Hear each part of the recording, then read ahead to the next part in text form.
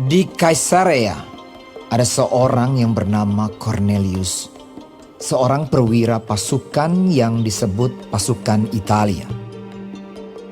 Ia saleh, ia serta seisi rumahnya takut akan Allah, dan ia memberi banyak sedekah kepada umat Yahudi dan senantiasa berdoa kepada Allah. Dalam suatu penglihatan, kira-kira jam 3 petang, jelas tampak kepadanya seorang malaikat Allah masuk ke rumahnya dan berkata kepadanya, Cornelius. Ia menatap malaikat itu dan dengan takut ia berkata, Ada apa Tuhan? Jawab malaikat itu, Semua doamu dan sedekahmu telah naik ke hadirat Allah, dan Allah mengingat engkau. Dan sekarang, suruhlah beberapa orang ke Yope untuk menjemput seorang yang bernama Simon dan yang disebut Petrus. Ia menumpang di rumah seorang penyamak kulit yang bernama Simon, yang tinggal di tepi laut. Setelah malaikat yang berbicara kepadanya itu meninggalkan dia, dipanggilnya 2 orang hambanya beserta seorang prajurit yang saleh dari orang-orang yang selalu bersama-sama dengan dia. Dan sesudah ia menjelaskan segala sesuatu kepada mereka, ia menyuruh mereka ke Yope. Keesokan harinya, ketika ketiga orang itu berada dalam perjalanan dan sudah dekat kota Yope, kira-kira pukul 12 tengah hari, naiklah Petrus ke atas rumah untuk berdoa. Ia merasa lapar dan ingin makan. Tetapi sementara makanan disediakan, tiba-tiba rohnya diliputi kuasa ilahi. Tampak olehnya langit terbuka, dan turunlah suatu benda berbentuk kain lebar yang bergantung pada keempat sudutnya yang diturunkan ke tanah. Di dalamnya terdapat berbagai jenis binatang berkaki 4, binatang menjalar dan burung. Kedengaranlah olehnya suatu suara yang berkata, Bangunlah hai Petrus, sembelihlah dan makanlah. Tetapi Petrus menjawab, Tidak, Tuhan, tidak. Sebab aku belum pernah makan sesuatu yang haram dan yang tidak tahir. Kedengaran pula untuk kedua kalinya suara yang berkata kepadanya, Apa yang dinyatakan halal oleh Allah, tidak boleh engkau nyatakan haram. Hal ini terjadi sampai 3 kali, dan segera sesudah itu terangkatlah benda itu ke langit. Petrus bertanya-tanya di dalam hatinya, apa kiranya arti penglihatan yang telah dilihatnya itu. Sementara itu, telah sampai di muka pintu orang-orang yang disuruh oleh Cornelius dan yang berusaha mengetahui di mana rumah Petrus. Mereka memanggil seorang dan bertanya, apakah Simon yang disebut Petrus ada menumpang di rumah itu? Dan ketika Petrus sedang berpikir tentang penglihatan itu, berkatalah roh, Ada 3 orang mencari engkau.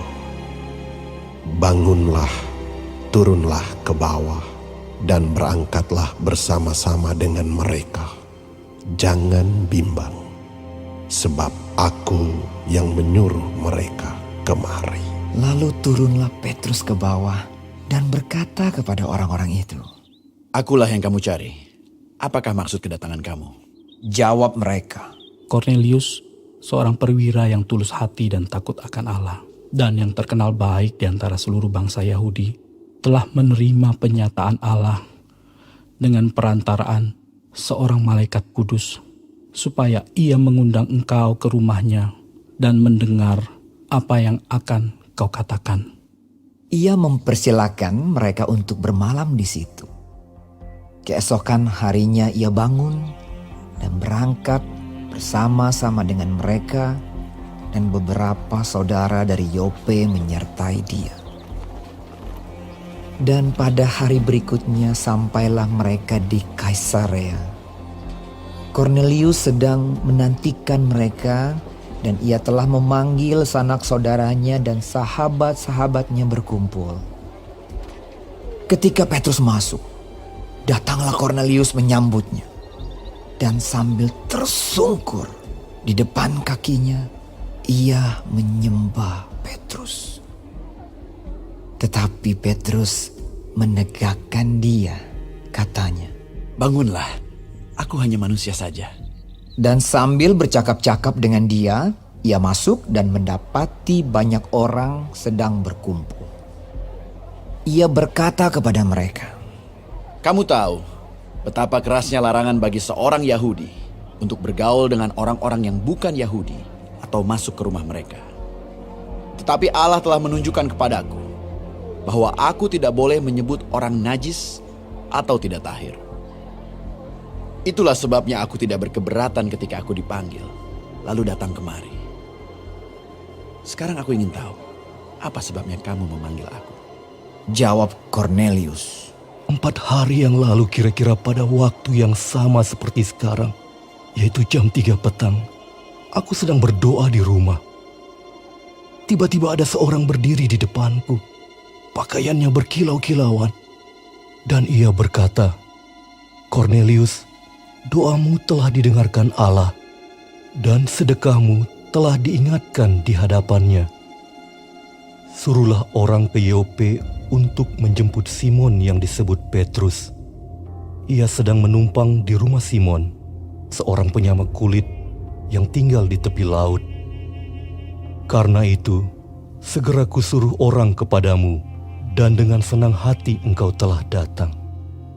Sekarang, kami semua sudah hadir di sini, di hadapan Allah, untuk mendengarkan apa yang ditugaskan Allah kepadamu.